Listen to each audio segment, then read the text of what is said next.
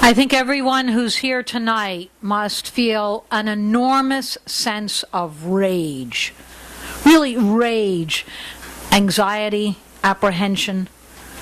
Rage to hear that every Pentagon weapon of mass destruction is so calmly being discussed as a limited war. And rage at this pompous posturing. The latest war, the latest mass destruction is in the interests of humanity. It's a war to save lives. I mean, the sheer horror of what they're doing and saying, and a rage that a new war literally sucks all the political oxygen, pushes everything else off the agenda, and the media becomes literally drunk with applauding U.S. destructive capacity. I mean, they just can't get over showing you the horrendous images. I think everyone here must also feel rage at this massive waste. I mean, the $1 trillion rat hole, $4 to $6 trillion on Iraq and Afghanistan, and here they are talking about it at the time when they're cutting food stamps this very week. This week they're cutting food stamps, doing away with pensions all over the country, just ripping them away, even what was agreed to in contracts. And they're going to spend billions for a war. We might also feel rage at the very idea of the destruction of another small developing country that with enormous effort provided free health care, free education, full literacy. It's all going to be smashed. And we've seen this again and again. And rage at the scale of the lies. In a day of instant communication, there are a gazillion emails that prove the lies. I mean, how many people's email box right now is about full, and you think you're going to save 50 of them and then 100, and then you literally get overwhelmed. But nevertheless, the administration officials, they just assert with no proof that Syria used gas, and so the Pentagon must use cluster bombs and napalm and white phosphorus and B-52s and destroyer aircraft and so on and so forth. The lies are really so outrageous that they can't be countered with rationality, with logic, or with facts. The administration says, well, we have the facts, and then they list a few things that don't add up to anything, and the rest is given in a secret briefing that no one who attends the briefing can say what was said. And that's where the evidence is presented. I mean, does any of this even make sense? And if you ask for rationality of why Syria, at war for 2 years and having almost entirely defeated the rebel forces and invited the United Nations chemical weapons inspectors to come to Syria, pushed for them to come, and on the day they come and they're there 10 miles away, supposedly they launch gas weapons. I mean, is there no rationality in the world? Are the lies so outrageous? It really does make you think of Goebbels. And the more outrageous a lie and asserted again and again and again can be pushed onto the political agenda. It's not a rational system. So the most irrational lies and war propaganda are used.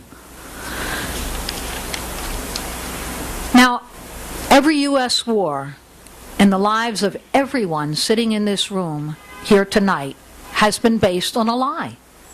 Think about it. Whether you're 20 years old or 50 or 60 or 70 years old, whether you're talking about the Vietnam War or Grenada or Iraq or the Second Iraq War or Afghanistan or Libya or Panama or Yugoslavia, we could go on, and every one of them turned out to be a lie.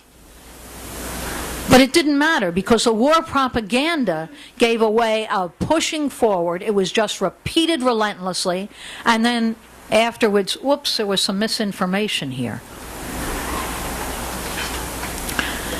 Now, we need to also harness our rage and look at how to answer this and how to deal with this scale of lies and war and another war, and recognize a few things. First of all, it is a new day. It's a new day in that the overwhelming majority of the population is amazingly against another war.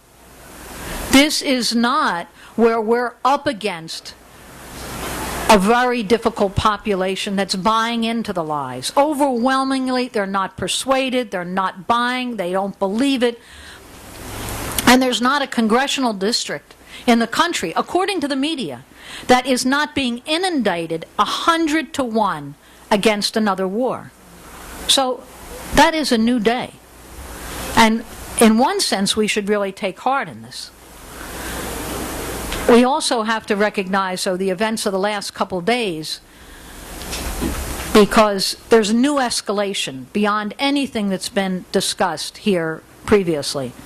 They are going now, the Pentagon planners, full force with regime change.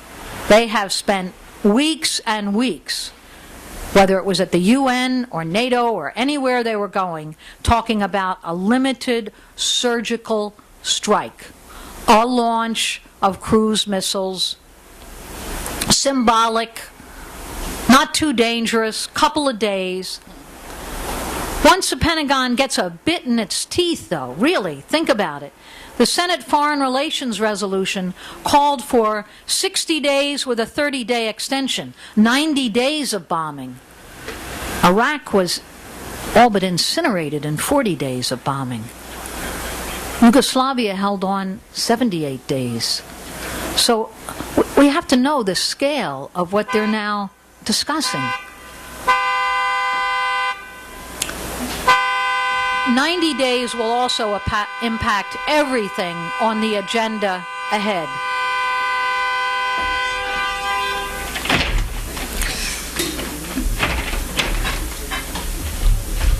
Ahead of us in the period, every plan will become dominated and overwhelmed by the war and the talk of the war and the struggle against the war.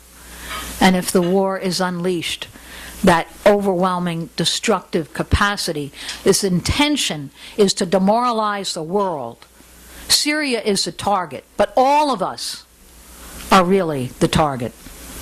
So when McCain and Lindsey Graham were just euphoric, these are the Pentagon hawks, that the new resolution was, as they said, more robust, more muscular, that there was now expanded targets. And the media the last 2 days is talking about the emphasis now is on how to degrade Syria.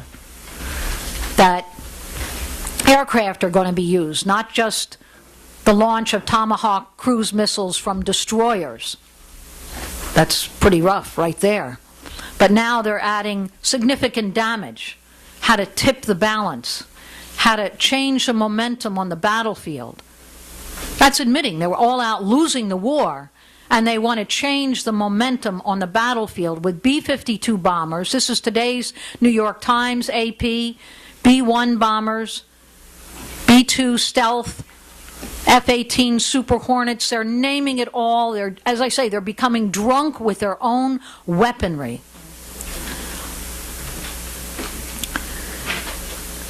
Now, there's a congressional authorization that is being voted on in Congress this coming week. It's so ominous now. President Obama was scheduled to be at the AFL-CIO convention. The mood has so changed, I don't think he felt anymore he could get that applauding photo op that was so wanted.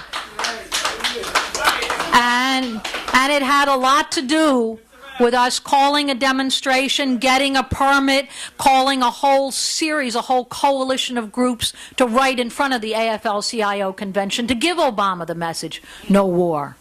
So he decided he wasn't going to the convention. Now, Now, that's important. That's a sign of people power. It really is. So Congress is going to vote. They say overwhelmingly now it seems a vote is against the war.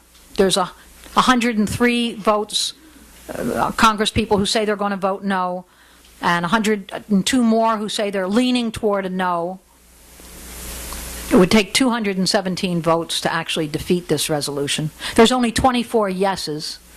But in the back of our mind, we have to know about what the NSA, National Security Agency spying, means.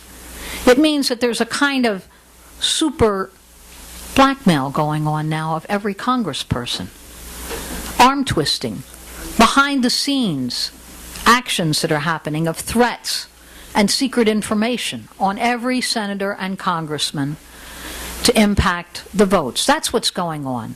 There's bribes being offered, but there's also threats being made. And that is going to intensely ratchet up.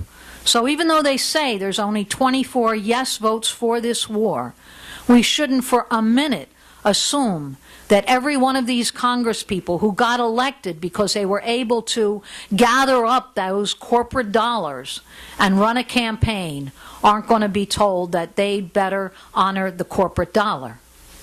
And that's the kind of pressure that's happening. Now, this is a difficult time also for the masses to figure out when all the folks they thought were doves had become hawks, you know, and lots of hawks, they're not doves, but they're isolationists. I don't know exactly what you'd call it. This is a duplicity of imperialist politics, where it changes constantly. So the political landscape is shifting. It's shifting also in very dangerous ways. This is a war against Syria. But as President Obama admitted, he's on a trip, the G20 is meeting in Moscow. What a place to say, well, relations with Russia have hit the wall. That's very dangerous. Now, let's look at who ended up not being for this war. The UN Security Council, because of absolute opposition from Russia and China. Even Ban Ki-moon came out and said, well, this would be a violation of the UN Charter, a war crime. The U.S. went to war without the UN Security Council authorization and hasn't been attacked. The Pope announced he was going to have a hunger fast for the first, they said the first Pope in 2,000 years who was going to speak for peace. The British Parliament, that was important because that was really people pressure. The Arab League, the most corrupt absolute monarchies, why aren't they down for this war? It's absolute fear. All the past collaborators, NATO, they're afraid to sign on. They've stepped back, they're skeptical, they're fearful, because it's such a high-stakes war, such a high-stakes attack, and it's clear it's much bigger than an attack. This is a big launch. So we want to ask why war and why now? Let me start a little bit with the why now. What I said earlier, all the US-backed forces are losing on every front. And really, the Pentagon planners, if they can't do it through assassination and sabotage and mercenaries, if they can't do it through proxies from Saudi Arabia with all that money, and Turkey with safe havens, and Jordan with CIA training camps, they'd prefer to do it that way, through the Free Syrian Army and death squads. There are actually 1,200, 1,200 by U.S. estimates, bands of these mercenaries in Syria at this time. And they were being overwhelmingly defeated. Because when you're just fighting for money, how far do you want to take that? Right? You want to go home and spend that money. So all these competing armed bands that never could be consolidated were being ground down. And so that's a lot of the why now. But why war? Why another war? Why preparation for a wider war? Now, Syria is the front line of resistance to imperialism today. That's the way the Pentagon planners see it. That this is an attack also on Hezbollah and Lebanon. It's really Iran next step. It's a big threat to Russia. And it's saying to any country with any independence of Wall Street that there's an all-out aim to reconquer everything that was lost during the years when there was a Soviet Union that acted as a protective shield. And it has been war nonstop since the collapse of the Soviet Union. It's also looking at the really bigger picture. We could look at this period. But we live in the imperialist system, and that means they are driven to war, even when it seems against their own immediate interests. They have a drive to control the future and the entire planet. And to them, war means super profits. How many articles have we read about how Raytheon's profits soar up? Oh, they're going to fire Tomahawk missiles? How profitable is that? And there's no money to be made out of food stamps and lunch programs. There's actually great money to be made out of pocketing pension funds. So I think everyone here knows, but it's important always to rethink it, restate it. Under imperialism, peace is just that interlude between wars. And they go to war again and again. And the wars are meant, it's meant as an attack on Syria, but it is meant to demoralize the world on a global scale, to teach another, quote, lesson of their ability, their power to really smash down any resistance. So every one of these demonstrations are really precious. And they are going on all over the country. It's kind of amazing. This crisis is 2 weeks in the building. The first week there was some 48, then it went up to 55, I don't know, maybe more, demonstrations that we were immediately in touch with through our websites, through our links, a lot more, and a lot of other people doing things. Tomorrow, this demonstration in Times Square, we have no idea what the turnout will be. We really don't know. We think it will be extremely important. We also know that there are demonstrations tomorrow in Boston, in Philadelphia, in Washington, D.C., in front of the White House, in Atlanta, in Chicago, Detroit, San Francisco, Los Angeles. There's 40-some cities that are having demonstrations tomorrow. And that is a real test of the people's movement, the ability to mobilize on very short notice. Now, there's another important demonstration that we want to pay attention to, we want to attend, and I want anyone who thinks they can take time off work, or if they're already off work, to attend, and that is a demonstration in Washington, D.C. with the Syrian American Forum on Monday. And why is that an important demonstration? I mean, they're organizing buses from here in New York, from Allentown, where there's a large Syrian American community, and from Detroit and Chicago and a number of other cities. But it's important to confront because demonization is a big weapon that is used in every U.S. war. And the ability to confront it and stand with Syria under attack and with the Syrian American community. Because I think we didn't even realize how fast it would arise, that a whole part of the peace movement said after the last round of demonstrations, why there were Syrians out there, we don't want to be seen with them. There's a level of arrogance that is part of the climate here in the U.S. It's part of it being an imperialist center, built on racism, built on every form of demagogy. And so the movement is always stronger every time we confront that. Whether it's 9/11 and Muslim communities all over the country are under attack, whether it's the black community, or the immigrant community, every time we consciously stand up with those who are under attack and try to rally and turn around the movement, that is a real contribution.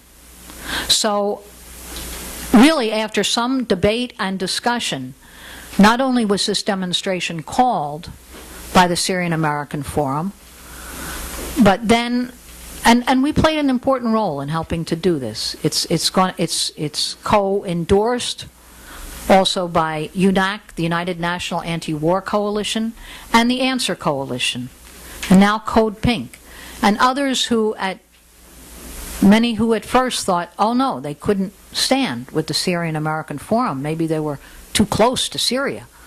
Oh, they're very close. They're like Syrian Americans who have family in Syria who they feel are going to be absolutely smashed. And wouldn't we want to stand with them? So we want to go to Washington from here in New York. We are from Philadelphia, from Baltimore, in solidarity on Monday. And please see me, anyone who can go. Because it's part of building an anti-war movement that's stronger politically. And that's a lot of what our role has been. The demands also were all over the place, calling on all kinds of negotiated solutions and World Court and all kinds of other courts and all sorts of groups being part of negotiations. That's usually a demand that the imperialists have been raising. Now, it's understandable why Syria would say, let's negotiate. You have a gun to your head, you're actually going to say, let's talk. Why not? Absolutely. You're trying to buy every minute and change all those bombers that are coming at you. But from here in the center of imperialism, the demand to say hands off Syria. That means both no bombing, hands off means stop arming all these mercenary bands. Hands off means stop the sanctions. Hands off means a lot of things. And it is really a demand that we want to put forward, and we've played a big role in the demonstrations taking place around the country tomorrow, having the slogan, hands off Syria, no war, and a call for jobs and health care and education, not another war. Impacting that politically is a very, very important role. I'm going to wind up just with a few logistical things for tomorrow. Tomorrow's demonstration, everyone who can be here just to help in packing and taking material and whatnot, that's going to be like starting, I think, at 9:30. Packing the truck at 10 and being up at the site before 11. The demonstration is actually scheduled to begin at 1. That's when the sound will be on, speakers will start, but really we hope everyone here will be there beforehand. We want to be leafleting the entire area.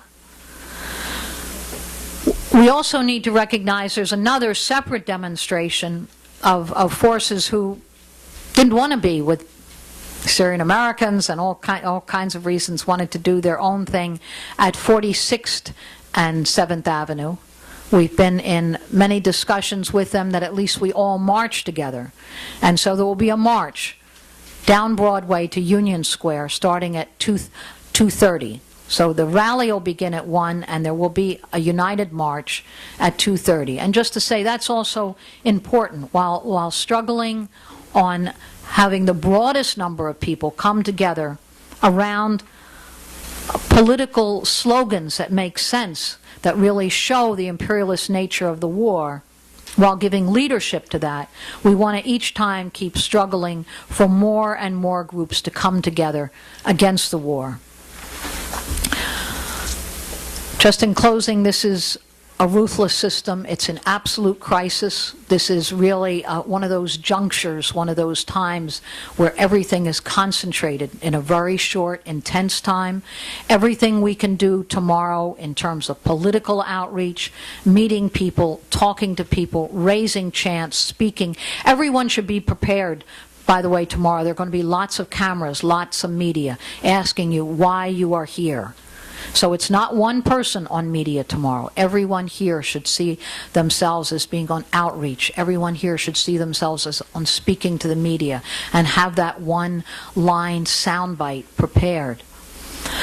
And we should also be prepared to think in the days ahead, not weeks, the days ahead, what is the next step that we take? Obama is scheduled to speak on Tuesday. The congressional vote is expected to be Wednesday or Thursday. And so we need to immediately after tomorrow's demonstration also be thinking with all of our friends and allies of what the next step is. So no war on Syria, hands off Syria, stand strong.